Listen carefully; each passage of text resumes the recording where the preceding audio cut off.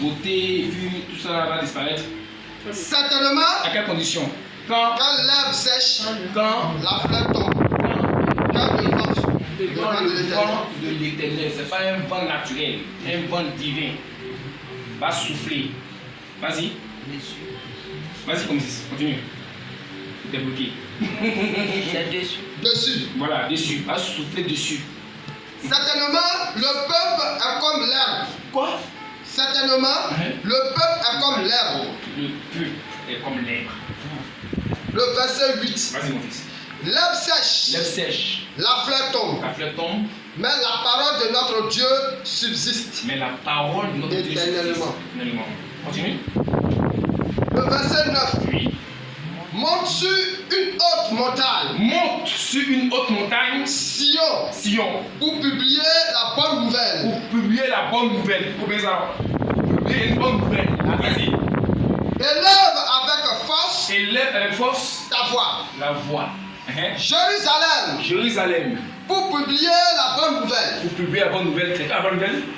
C'est la parole. Non, continue. C'est dit la suite. Vas-y. Élève ta voix, Oui. ne crains point. Ne crains point. Dis aux villes de Juda, Dis aux villes de Juda, voici votre Dieu. voici votre Dieu. Dans le verset 10, Oui. voici le Seigneur. Voici le Seigneur. L'Éternel vient avec Il puissance. fait quoi? Il vient avec puissance. Il vient avec puissance. Et son bras, On va. il commande. Il commande. Voici le salaire est avec lui. Le salaire. On parle de salaire à quel moment? Après le travail. C'est une récompense. Vas-y. Et puis après, avec lui. Avec lui, et la rétribution le précède. C'est quoi les rétributions? Combien les droits? Qui connaît les rétributions? Comment? C'est la sentence. On parle de rétribution. Non, maman. C'est le malheur. C'est la sentence de Dieu. C'est la punition de Dieu. Dit là, les rétributions le précèdent. Donc, Amen. ça veut dire que il va sanctionner il va sanctionner avant de récompenser. Donc on sanctionne celui qui n'est pas droit, le fraudeur, le méchant. Amen. C'est Dieu qui gère ça. Yes. Comprenez, la parole de Dieu s'adresse aux enfants de Dieu. Les promesses éternelles sont pour ses enfants. Yes. Ce n'est pas pour quelqu'un d'autre. Donc quand Dieu proclame une telle parole qui est bonne comme celle-ci, qui nous dit que nous, ces enfants-là, il faut qu'on entende ce qui va se passer. Lui, il vient avec puissance. Ça veut dire que nous sommes dans le peuple, mais tout le peuple étant l'aigle n'est pas l'aigle. Je sais que vous parlez comme ça. Amen. Parce que dans le peuple qui est l'aigle, il y a des gens qui vont subir des rétributions. Mais il y a des gens qui seront des salariés. Maintenant, il explique le message biblique. Maintenant, voici le message que Dieu m'a donné.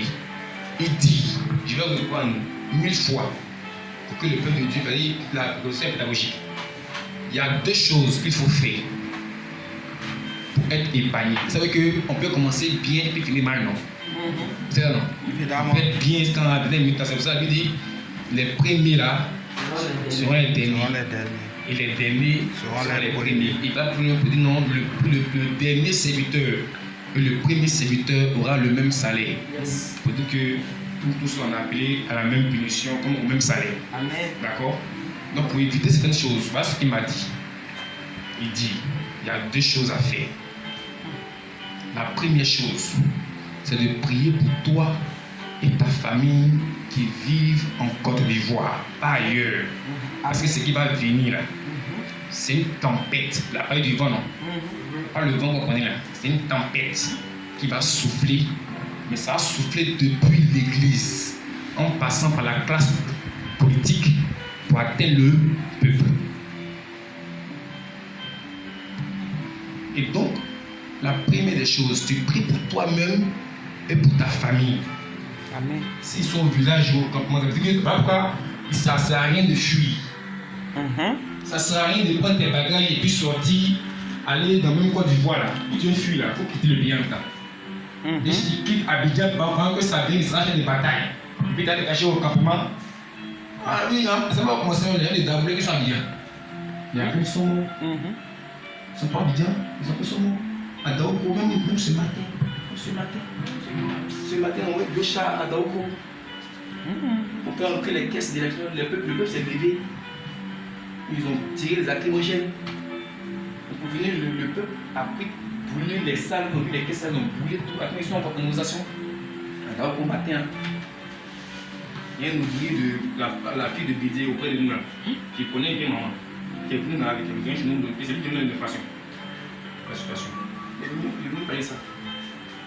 Je dis à quelqu'un que c'est pas une histoire d'Abidjan seulement.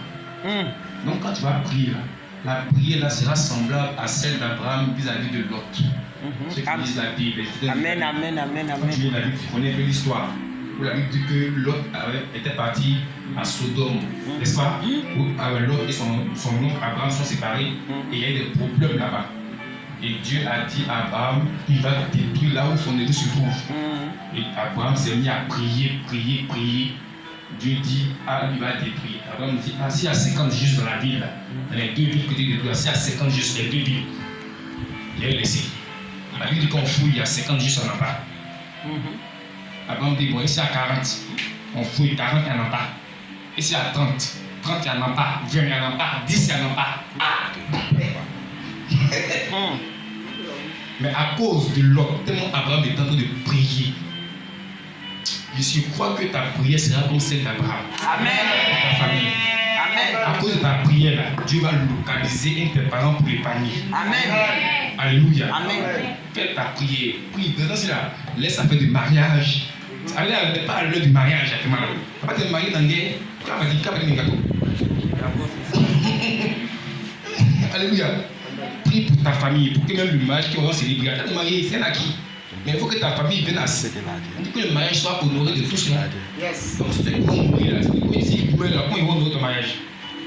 Il faut prier pour qu'ils vivent. Alléluia. Il y a ça. Là, c'est la première chose qu'il faut faire. La seconde chose, c'est de réclamer le sang. Comme l'histoire de Moïse étant en Égypte. Alléluia. Amen. L'histoire de Moïse, il n'y a pas militaire. Il m'avait. L'histoire de Moïse. Comme Dieu a dit à Moïse, il faut tuer un agneau sans tache. Ça non, un agneau sans tache. Et tu prends le sang de l'agneau là, et tu mets sur les linteaux de porte en Égypte. Avec que Dieu n'a pas tenu compte de si c'était un Égyptien qui habitait là-bas ou pas. Il met ça sur les linteaux des portes. Quand j'enverrai l'ange de la mort, c'est Dieu même qui dit qu'on envoyer l'ange de la mort pour détruire l'Égypte. À cause de la marque du sang de l'agneau qui est sur les linteaux des portes, je passerai. Donc quand tu réclames le sang de Jésus, qui est l'agneau sans tache, immolé, depuis 2001, ça non? Jusqu'au jour d'aujourd'hui là, c'est encore disponible pour nous. Tu me dis Amen. Voilà, parce que ce sacrifice qu'il a fait là, la Bible dit que c'est un sacrifice éternel. Amen. C'est un sacrifice qu'on renouvelle chaque année. Non, c'est éternel. Donc le sang est encore disponible. Yes. Amen. Amen. C'est pour ça que la Bible dit que sans infusion du sang, on parle du sang là.